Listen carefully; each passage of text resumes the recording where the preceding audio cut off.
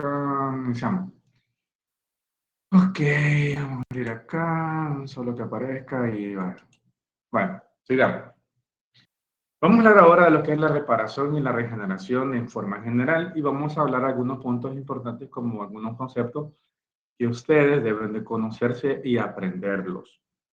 Vamos a hablar de un tema, lo que son los casos de la división celular y algún tipo de células que tienen esa habilidad para poder reparar los tejidos. Vamos a hablar de la regeneración hepática. Algo importante también asociado a este tema es que entiendan ustedes que la reparación y el producto final de una inflamación, que es la reparación, no es solamente inicialmente como pensábamos eliminar al agente lesivo, sino que reparar los tejidos y que queden de su manera normal. Así como a ustedes alguna vez lo han operado, como han operado a mí, el proceso final de esa cicatriz es que quede casi como estábamos inicialmente. Entonces, existen varios términos que debemos conocer. El término reparación, a veces cicatrización, hace referencia al restablecimiento de la arquitectura normal de nuestro cuerpo y de todas nuestras funciones tisulares tras una lesión. Y entiéndase el término de lesión, cualquier cosa que le puede pasar que cause menoscabo a la integridad de nosotros como ser humano, más que y a nivel celular, y que nos cause un daño, un perjurio a nuestra arquitectura anatómica. Por convención, el concepto de reparación se suele asociar a tejidos parenquimatosos y conjuntivos. Por convención, el concepto de reparación está asociado a estas dos cosas, a parénquima y a conjuntiva. En tanto que el término de cicatrización se relaciona con los tejidos superficiales. Si bien esta distinción no tiene base biológica, obviamente, por lo que en este texto se van a utilizar ambos conceptos indistintamente. En la 10ª edición y la 9ª edición no existe ningún cambio significativo en todos estos conceptos que se va a vertir a esta hora en esta clase. Quiere decir que esta clase, sacada de su libro de texto de la 9ª y de la 10ª edición, es lo mismo. O sea, que no cambió nada del autor cuando volvió a reescribir esta parte de la patología en el concepto de reparación y regeneración.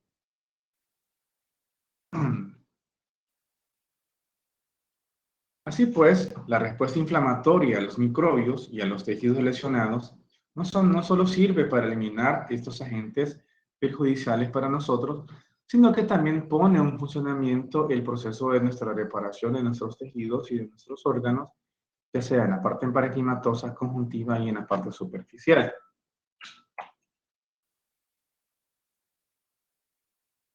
La reparación de los tejidos dañados tiene lugar a través de dos tipos de reacciones importantes. Uno, la regeneración por proliferación de células residuales no lesionadas. Y la segunda, por la maduración del depósito de células madres adultas o tisulares y el depósito de tejidos conjuntivos para formar una cicatriz. Y aquí tenemos son los mecanismos de reparación de tejidos y regeneración y formación de cicatriz tras una lesión leve que daña el epitelio, pero no el tejido subyacente. La resolución tiene lugar aún por regeneración, mientras que una lesión más grave, con afectación del tejido conjuntivo, la reparación se produce con una formación de cicatriz. Entonces tenemos una regeneración que es un poco superficial, en lo que son el epitelio superficial, en el caso de una lesión superficial leve.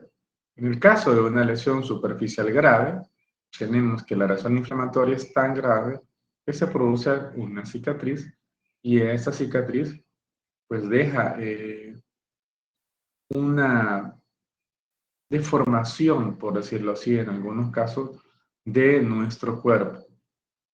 Se deforma nuestro cuerpo y se desfigura el rostro, el concepto que deben conocer ustedes.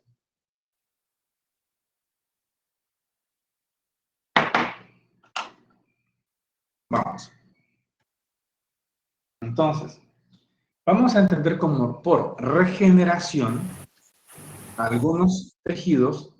Este concepto abarca que algunos tejidos son capaces de reemplazar los componentes dañados y esencialmente de recuperar el estado normal, una regeneración. Esto sucede mediante el proceso denominado regeneración. Este concepto se produce por proliferación de células que han sobrevivido a la lesión y mantienen la capacidad de proliferarse.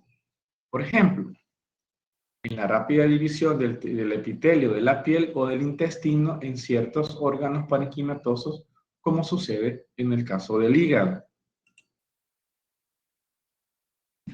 En otros casos, las células madres adultas contribuyen a la restauración de los tejidos dañados. En el caso anterior, son células que han sobrevivido a la lesión y mantienen una capacidad de regenerarse. En otros casos, pueden ser las células madres adultas contribuyen a la restauración de los tejidos dañados. Sin embargo, los mamíferos tienen una capacidad limitada a la hora de restaurar los tejidos y órganos dañados y solo en algunos componentes de la mayoría de los tejidos son capaces de restablecerse a sí mismos por completo. Existe el término depósito de tejido conjuntivo o la formación de una cicatriz. Si los tejidos lesionados no son capaces de restablecerse por completo, a causa de una cirugía extensa que abarcó toda la pared abdominal hasta llegar al peritoneo,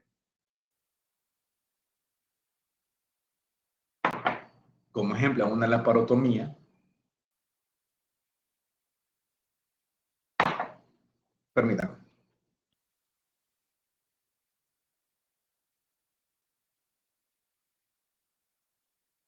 O en otros casos, cuando la parte de soporte de algunos tejidos están gravemente dañados, la reparación se lleva a cabo por una posición de tejido conjuntivo de tipo fibroso y proceso que puede dar lugar, obviamente, a la formación de una cicatriz. El término fibrosise, se emplea habitualmente para describir el depósito externo de colágeno que se registran en los pulmones, hígado, riñón y otros órganos como consecuencia de una inflamación crónica. En el caso del coronavirus, en el caso de COVID, existía lo que son una fibrosis en las bases pulmonares. Y entonces el término fibrosise. Y es el virus esmerilado decían los radiólogos, yo que hice autopsia de COVID, se debía a que existía una área de fibrosis severa a nivel pulmonar, en la base de los pulmones. Entonces, en algunos casos, como en el pulmón, en el caso de COVID, en el hígado, en los riñones, entre otros, esto fue una consecuencia de una inflamación crónica. En el miocardio, tras una necrosis sistémica extensa, en el caso de un infarto. Estos son los ejemplos que se dan con el término de fibrosis. Cuando la fibrosis se desarrolla en un espacio tisular ocupado por un exudado inflamatorio, el proceso se denomina organización, como la neumonía en organización que afecta el pulmón. Regeneración de células y de algunos tejidos. La regeneración de células y tejidos lesionados implica una proliferación celular. Esta está promovida obviamente por factores de crecimiento estrechamente dependientes de la integridad de esta cosa que se llama matriz extracelular, y esto en lo que corresponde al desarrollo de células maduras a partir de una célula madre. Dos conceptos acá que son tres: factores de crecimiento, integridad de matriz extracelular y desarrollo de células maduras a partir de una célula madre.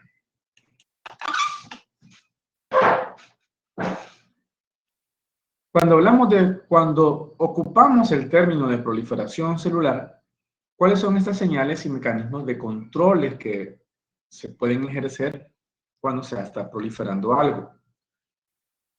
Durante la reparación tisular proliferan distintos tipos de células. Entre ellos se encuentran los residuos de tejido lesionado, que intentan esto recuperar su estructura normal. Están las células endoteliales vasculares, para crear nuevos vasos que aporten los nutrientes necesarios para el proceso de reparación. También están los fibroblastos, frecuentes, que son fuentes de tejido fibroso que forman la cicatriz para rellenar los defectos que no se pueden corregir con la regeneración. Esta clase es bien bonita porque habla de muchas cosas que nosotros ya las entendemos, pero estamos dando un apartado al concepto de nuestro cerebro. Entonces, la capacidad que tienen los tejidos para repararse a sí mismos viene determinada en parte por su capacidad para regenerarse intrínsecamente. Según este criterio, los tejidos del cuerpo se dividen entre grandes grupos que tienen estas características. Los tejidos lábiles, que están en siempre una división continua, una continua división, y quienes entran en este conjunto de ideas. Las células de estos tejidos se destruyen y se rompen continuamente por maduración a partir de células adultas y por proliferación de células maduras. Son dos conceptos. Estas células lábiles se encuentran con hematopoyéticas, se cuentan las hematopoyéticas de la médula ósea, son células lábiles, y la mayoría de los epitelios superficiales, como la de los epitelios escamosos de la piel, cavidad oral, vaginal y cuello uterino. Los epitelios cúbicos de los conductos que drenan los órganos exócrinos, por ejemplo, las glándulas salivales, el páncreas y las vías biliares. El epitelio cilíndrico, el tubo digestivo, útero, trompas de falopio, y el epitelio de transición de las vías urinarias. Entran en el concepto de tejidos en división continua o tejidos lábiles.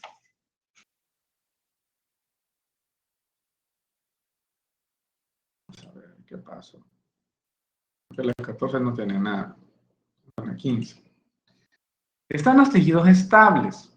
Estas células de tejidos están en reposo, o sea, están en la fase G0 del ciclo celular y presentan una mínima actividad proliferativa en estado normal. Sin embargo, son capaces de dividirse en respuesta a la lesión o la pérdida de masa tisular. Los tejidos permanentes se consideran las células de tejidos están diferenciadas terminalmente y que no son proliferativas en la vida postnatal. Como son la mayoría de nuestras neuronas, las células de nuestro músculo cardíaco pertenecen a esta categoría. Como consecuencia de esto, las lesiones del cerebro y del corazón son irreversibles y originan una cicatriz, puesto que las neuronas y los miocitos cardíacos no se van a regenerarse. Y hablando de regeneración, ¿cómo suceden estos mecanismos de la regeneración de los tejidos? En los tejidos lábiles, que tienen la capacidad para proliferarse, ya sea por medio de células que están lábiles o células adultas maduras, estos epitelios del tubo digestivo de la piel y de las células lesionadas son rápidamente reemplazadas gracias a la proliferación de células residuales y la diferenciación de células madres adultas, siempre que la membrana basal subyacente esté intacta. La regeneración tisular puede tener lugar en órganos parenquimatosos como en poblaciones celulares estables, aunque, con excepción del hígado, se trata siempre de un proceso limitado. El páncreas, las glándulas suprarrenales, el tiroides, los pulmones, tienen cierta capacidad regenerativa. La extirpación quirúrgica de riñón genera un riñón remanente a una respuesta compensatoria, que consiste en una hipertrofia como hiperplasia de las células de los conductos proximales. La regeneración hepática, un concepto que ustedes deben de conocer, ya que el hígado humano tiene la gran capacidad de regenerarse, tal como se aprecia en su crecimiento tras una hepatectomía parcial. Está actuada para resecar lo que sea un tumor o una masa o un trasplante de donante vivo, como es la imagen de la mitología de la regeneración del hígado se asocia a la figura de Prometeo, y esto ustedes lo saben, de aventura, que devoraba por un águila que envió Zeus todos los días y siempre se recuperaba el hígado. ¿Verdad? Aunque pasa que Prometeo no bebía bebidas alcohólicas, por eso de que no, como no podía estar encadenado, se regeneraba. La regeneración del hígado tiene lugar por medio de dos mecanismos. Uno, lo que es la proliferación de los hepatocitos remanentes y la repoblación a partir de células progenitoras. La proliferación del hepatocito tras una hepatomanía parcial en humanos es una reacción hasta el 90% del hígado se puede corregir mediante una proliferación de los hepatocitos, y estos tipos son residuales. Esta proliferación de los hepatocitos en el hígado en regeneración es estimulada por las acciones combinadas de las citocinas y de los factores de crecimiento polipeptídicos. El proceso se desarrolla en diferentes etapas.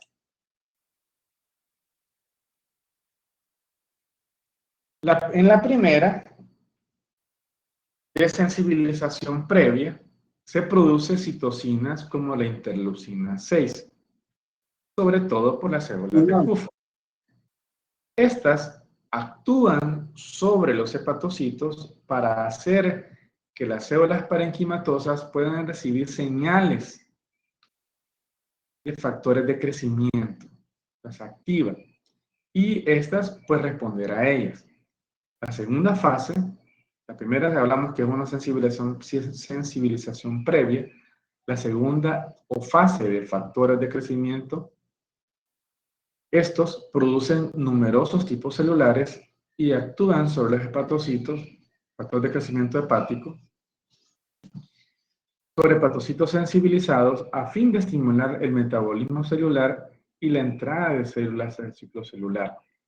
Dado que los hepatocitos se hallan en estado latente, pasan varias horas hasta que entran en dicho ciclo, progresando de las fases G0 a G1 hasta la fase S y producir lo que es una replicación del ADN.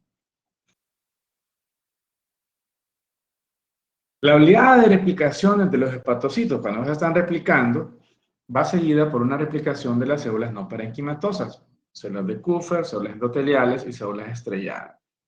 Durante la fase replicatoria de los hepatocitos se activan más de 70 genes, entre ellos se codifican los factores de transcripciones, los reguladores del ciclo celular, los reguladores del metabolismo energético y muchos otros. En la fase final de esta oleada de replicación, la terminación al final de esto, los hepatocitos deben volver a un estado de reposo, porque vienen de una oleada de replicación celular. Tenemos la regeneración hepática por proliferación de los hepatocitos tras una hepatomanía parcial. El hígado se regenera por medio de las células supervivientes. El proceso se produce en fase que comprenden la sensibilización previa, sigue la proliferación de factores de crecimiento, y estas aumentan como estas, al final está una sensibilización previa, está aquí, miren cómo se da cómo entran las células a un ciclo celular, y ya es a la replicación celular al final, se produce lo que es una regeneración. Algunos conceptos claves tenemos lo que es la reparación por regeneración. Los tejidos se clasifican como lábiles, estables y permanentes, en función de la capacidad proliferativa de cada una de ellas. Los tejidos de división continua, que son los lábiles, como les decía a ustedes, contienen células madre, que se diferencian para responder a células perdidas y mantener la homeostasis de los tejidos. La proliferación de células es controlada por un ciclo celular y estimulada por factores de crecimiento o interacciones de células con la matriz extracelular. La regeneración hepática es un ejemplo clásico de reparación por regeneración. Es estimulada por citocina y por factores de crecimiento producidos en respuesta a la pérdida de una masa hepática o a la inflamación. En diferentes situaciones, la regeneración puede producirse por proliferación de patofitos supervivientes a una lesión o por población a partir de células progenitoras.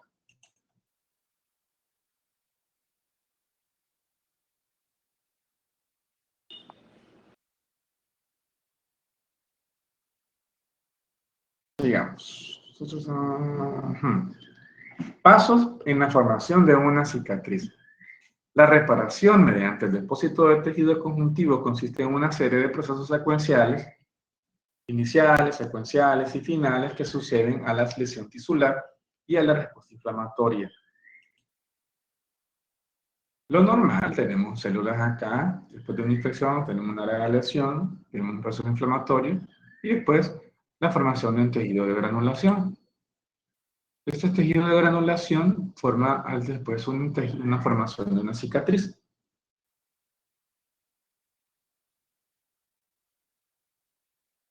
Concepto. La angiogenia es la formación de nuevos vasos sanguíneos que aportan los nutrientes y el oxígeno necesarios para el proceso de reparación.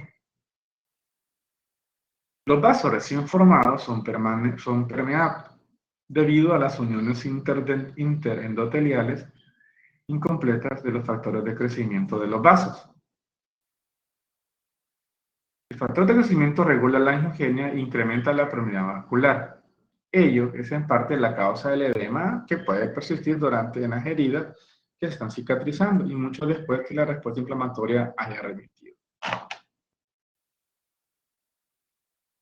Formación de tejido de granulación. La migración y proliferación de fibroblastos y depósitos de tejido conjuntivo laxo junto con los vasos que se han formado por la angiogenia y los leucocitos intermezclados forman lo que es un tejido de granulación, término derivado de su apariencia macroscópica de forma rosada, blanda y granular, como la observada bajo la costra de una herida cutánea. Su aspecto histológico se caracteriza por proliferación de fibroblastos y nuevos capilares, que son finos y de pared delgada, producidos por la angiogenia. En una matriz extracelular laxa, a menudo con células inflamatorias mezcladas, y solo se pueden principalmente macrófagos.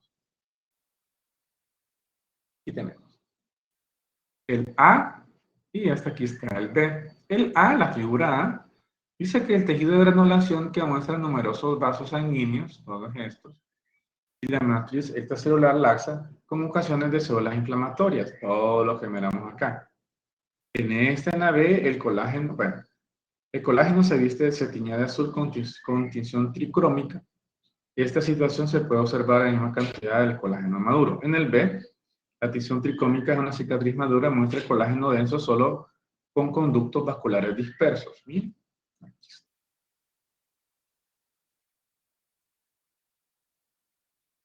La remodelación del tejido conjuntivo, lo que consiste en la maduración y la reorganización del tejido conjuntivo, la remodelación, genera una cicatriz fibrosa, estable, y la cantidad de tejido conjuntivo aumenta de tejido de granulación, dando lugar en la última instancia a la formación de una cicatriz. También existe un concepto que se llama remodelamiento óseo, pero eso lo miraremos más adelante.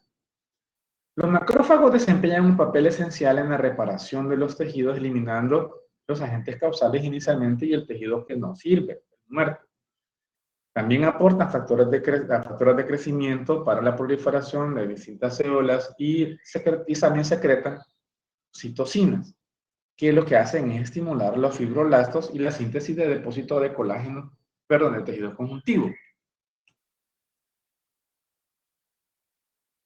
La angiogenia es el proceso de desarrollo de nuevos vasos sanguíneos a partir de los que ya existen. Hay vasodilatación en respuesta al óxido nítrico y aumento de la permeabilidad inducido por el factor de crecimiento endotelial.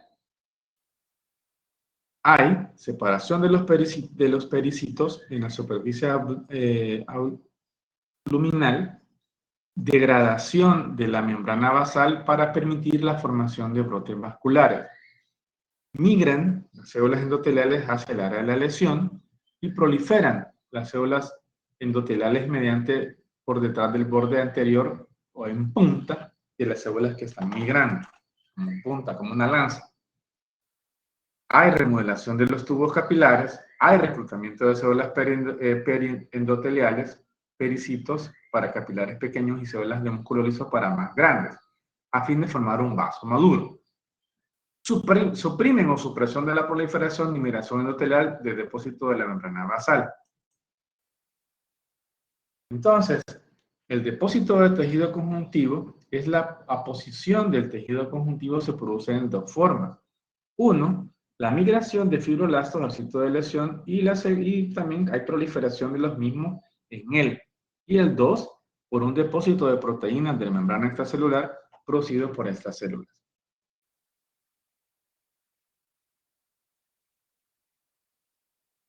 El factor de transformador de crecimiento es la citosina más importante en la síntesis de depósito de proteínas en el tejido conjuntivo. Este factor de transformador de crecimiento es producido por la mayoría de células de tejido de granulación, incluidos los macrófagos, activados por la vía alterna. Los macrófagos juegan un papel importante en la reparación de los tejidos. La remodelación del tejido conjuntivo es el resultado del proceso de reparación que se ve influido por el equilibrio entre la síntesis y la degradación de las proteínas de la membrana extracelular. Después de depositarse el tejido conjuntivo de la cicatriz continua, siendo modificado y remodelado, la degradación del colágeno y otros componentes de esta membrana es llevada a cabo por una familia de la metaloproteinasas de matriz, MMP.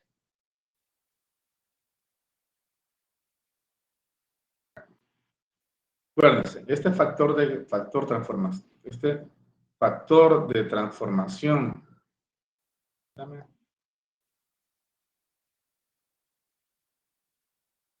este factor de transformador de crecimiento es importante en la síntesis y el depósito de proteínas del tejido conjuntivo.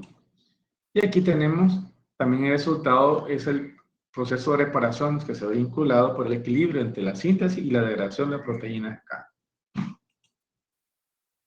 Bueno, conceptos claves de lo que estamos hablando. La reparación por formación de tejidos son reparados en el tejido de formación de tejidos. El tejido lesionado no es capaz de proliferarse porque su red estructural está dañada y no sirve de soporte para la regeneración.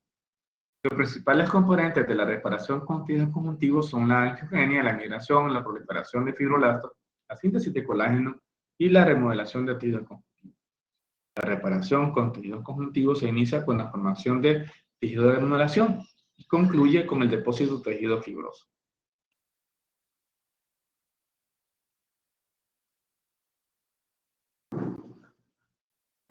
Existen múltiples factores de crecimiento que estimulan la proliferación de tipos celulares que están implicados en la reparación. Como es el factor transformador de crecimiento, es un potente agente fibrogénico. El depósito de la membrana extracelular depende del equilibrio entre los agentes fibrogénicos y las metaloproteínas que digieren la membrana extracelular e inhibidores tisulares del MMP, de la metaloproteinasa.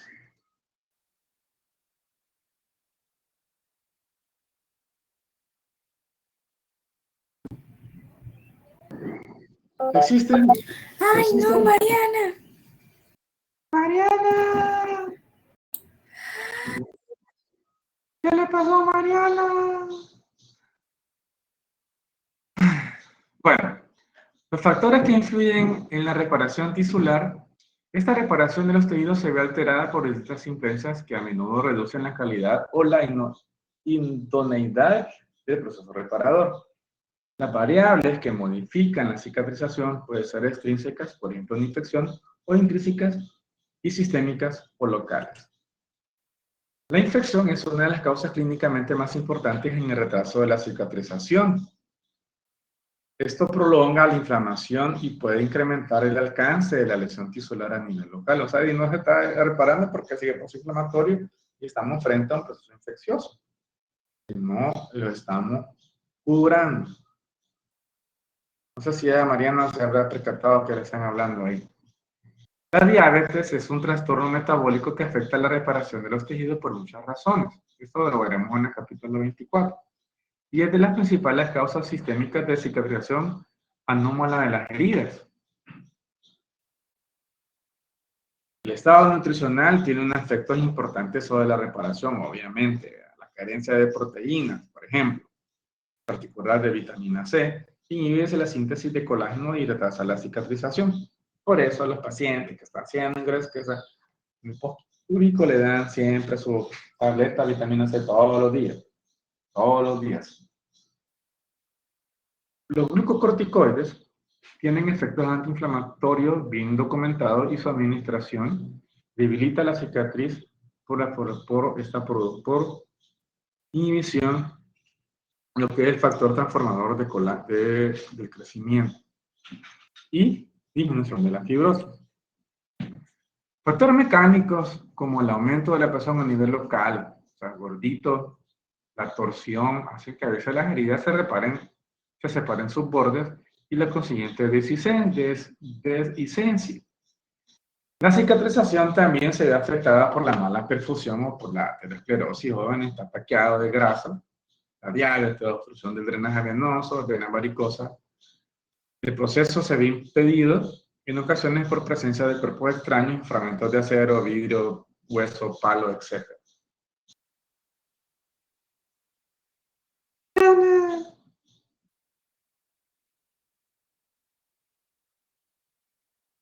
Bueno.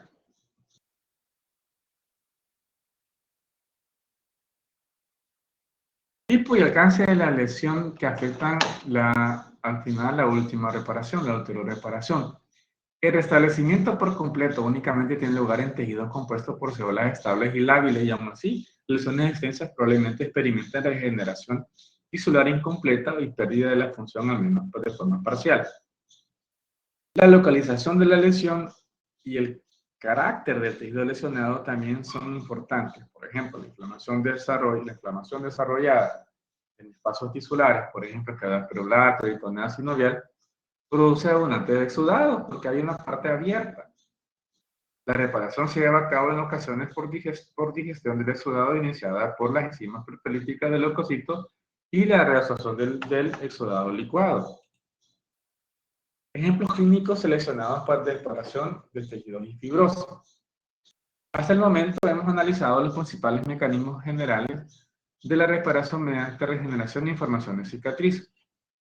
En este epígrafe se describirán dos tipos clínicamente significativos de reparación. La cicatrización de heridas cutáneas y la fibrosis en órganos parenquimatosos lesionados. El concepto de cicatrización por primera intención es cuando la lesión se afecta solo la capa epitelial, solo el epitelio y superficial.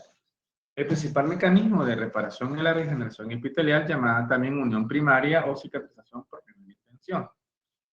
Uno de los ejemplos más simples de este tipo de reparación y de las heridas es la cicatrización en una incisión quirúrgica limpia, no infectada, aproximada mediante suturas quirúrgicas.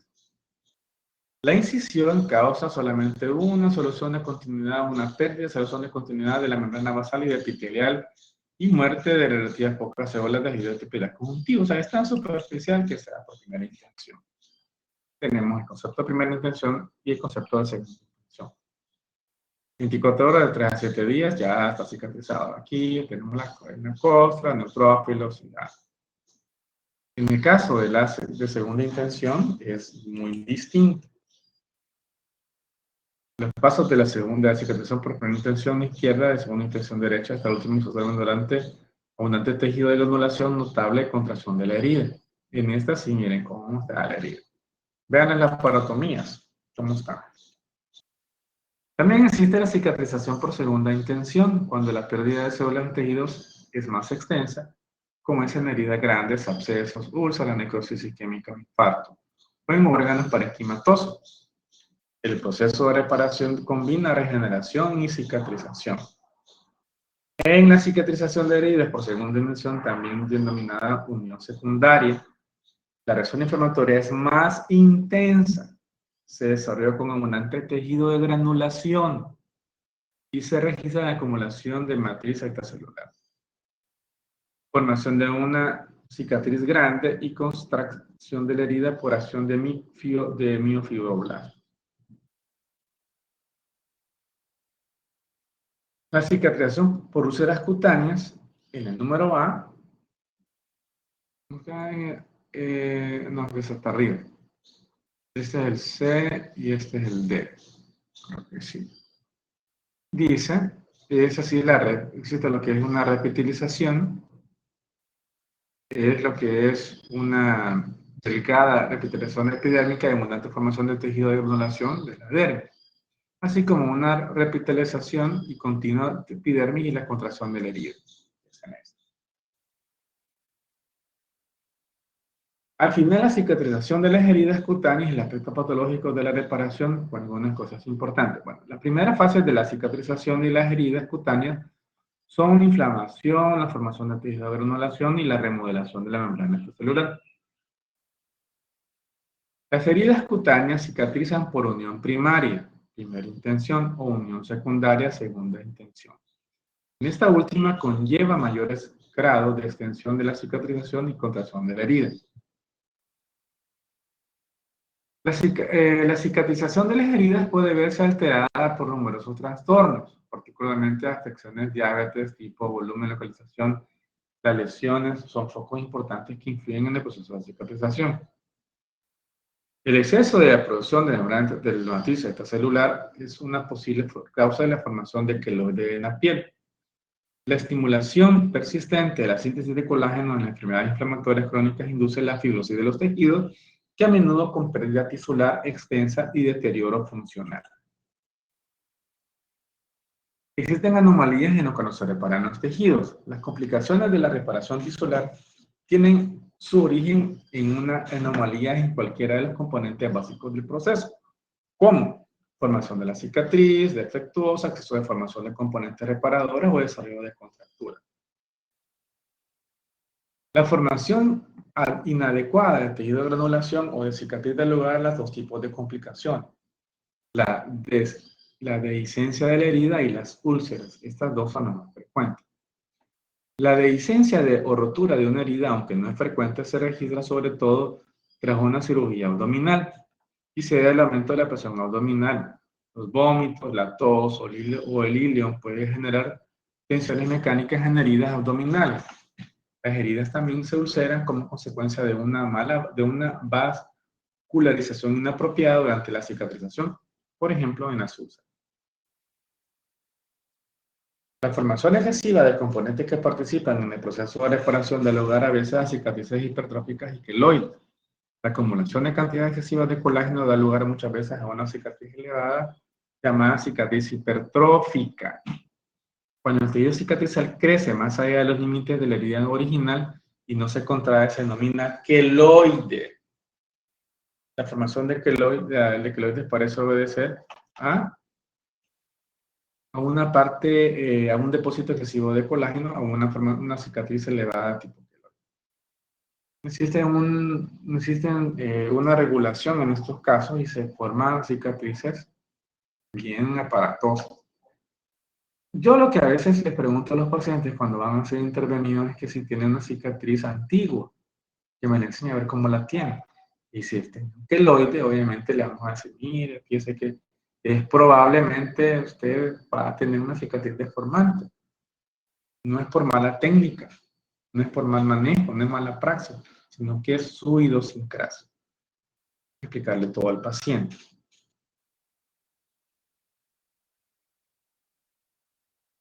Bueno, no sé si hay más preguntas, jóvenes.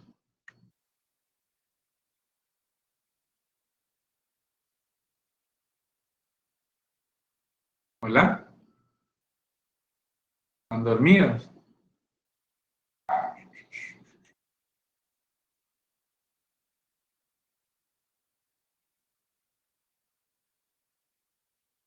Todo bien, bro. You are now unmuted.